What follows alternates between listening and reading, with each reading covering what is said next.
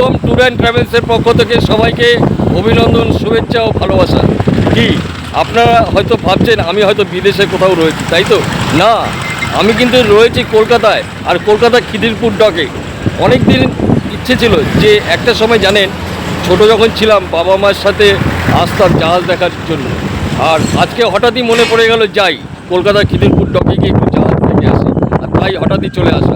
দেখতেই পাচ্ছেন এই জাহাজগুলো সমুদ্রের উদ্দেশ্যে যাত্রা করার জন্য তৈরি হয়ে আছে, দেশ বিদেশে যায় এখান থেকে। আর এই দেখুন, এই সেই লক গেট। এই গেটটি, এটা ব্রিজ একটা যাকে বলা চলে, দুটো পার্ট হয়ে যায়, সবসময় গাড়ি আপ ডাউন করছে, দেখতেই পাচ্ছেন। যখন জাহাজগুলো আপ ডাউন করে তখন ব্রিজটা দুটো পার্টে বিভক্ত হয়ে যায়, এই দেখুন।